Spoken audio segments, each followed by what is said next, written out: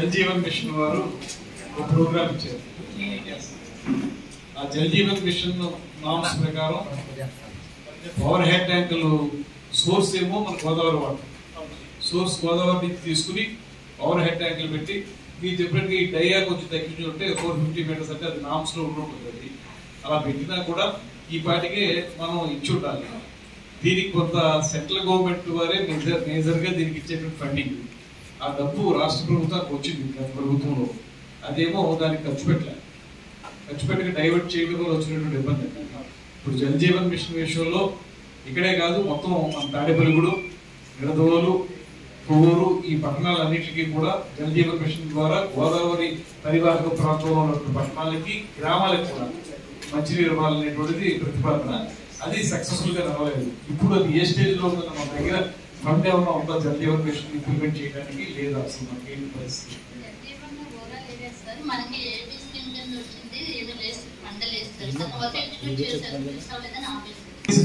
Funds వేరే వాటికి వెళ్ళడం వల్ల వచ్చినటువంటి ఇబ్బంది అనమాట.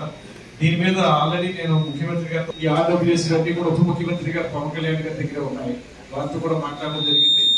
దీని మీద మనం ఇక్కడి నుంచి మనం ఎంతవరకు చేసాం జల్ జీవన్ మిషన్ విషయంలో, దాన్ని ఏ రకంగా ముందుకు తీసుకెళ్ళాలి, వే ఫార్వర్డ్ ఎలా ఉండాలనేటువంటి దాని మీద మీరు తయారు చేయండి. తయారు చేస్తే చైర్మన్ గారు నేను దాన్ని గవర్నమెంట్ దగ్గర మాట్లాడి కొంచెం ఏదైనా సానుకూలపరచడానికి ప్రయత్నిస్తాం. అది డ్రింకింగ్ వాటర్ విషయంలో మాత్రం కొంచెం ఎక్కువ శ్రద్ధ తీసుకోవాలి. మనం ఇప్పుడు ఎగ్జిస్టింగ్ సిస్టమ్ లో బెటర్ గా ఎలా ఇవ్వగలం చూడండి. ఇప్పుడు మన కౌన్సిలర్ గారు అడుగుతున్నారు స్పష్టంగా, మంచినీళ్ళు అనేది మొత్తం టౌన్ అంతటికే ఉంది ఆ ప్రాబ్లం అనేది.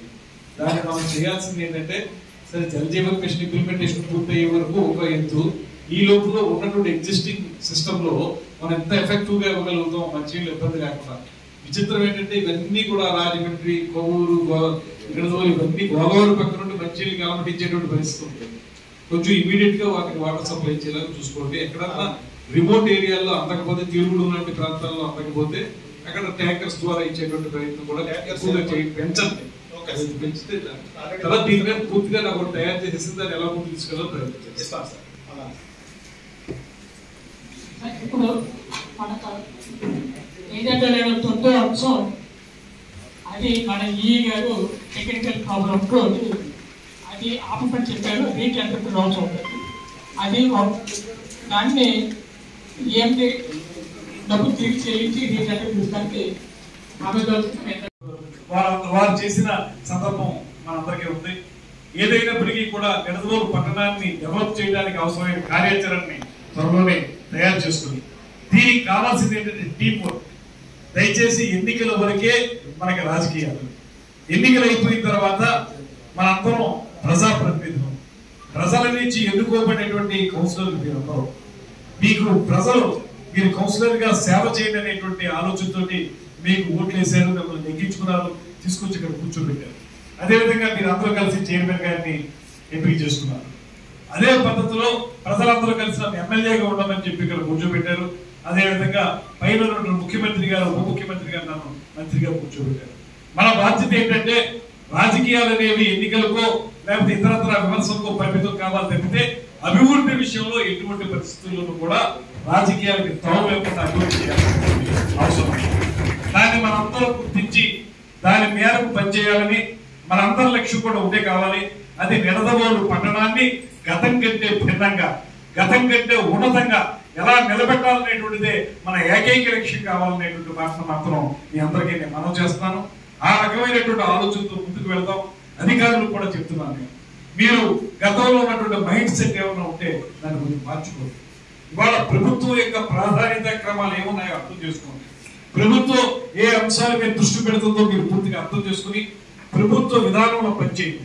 ఎందువల్లనంటే ఒక కార్యక్రమానికి రూపకల్పన చేయడానికి రాజకీయ నాయకులుగా మేము చేస్తాం, కానీ వాటిని క్షేత్రస్థాయిలో అమలు చేసేది ఖచ్చితంగా అధికారులు మాత్రమే. మీరు మేము సింక్రనైజ్ అయ్యి హ్యాండ్ ఇన్ హ్యాండ్ వెళ్ళకపోతే అభివృద్ధి కుంటుపడిపోతుంది. ఎక్కడా కూడా మీరు ఏ రకమైన అలసత్వం వహించకండి. డిఈ గారు ఎప్పుడు కూడా మా వార్డులోకి రాలేదనేటువంటి మాట సీనియర్ కౌన్సిలర్ గారు చెప్తారు. అది తర్వాత మనం దాన్ని అవునో కాదు తర్వాత విషయం కాదు.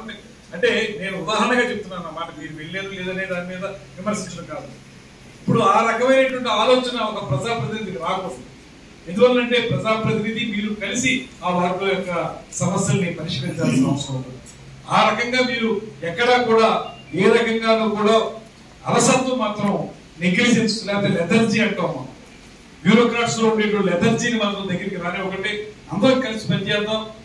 నిధుల యొక్క పరిమితి ఉంది ఖచ్చితంగా. నిధులు మన దగ్గర పెద్దగా లేవు. నిధులు లేకపోవడం వల్ల కొన్ని పనులు మీరు కూడా చేయలేకపోవచ్చు.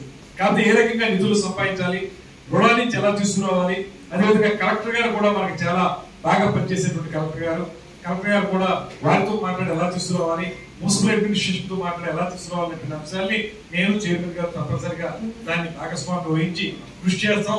అదేవిధంగా మున్సిపల్స్ గా మీరు అందరూ కూడా కృషి చేయండి. అధికారులు మాత్రం ఖచ్చితంగా ఎక్కడ ఏ రకమైన పక్షపాతం లేకుండా ఇక్కడ చేద్దాం అక్కడ చేయొద్దు అనేది కాకుండా, అదేవిధంగా ప్రభుత్వం తరపున వచ్చేటువంటి లబ్ధిదారులకు ఇచ్చేటువంటి కార్యక్రమాలు ఏవైతే ఉంటాయో అవి రాజకీయాలకు అతీతంగా అందరికీ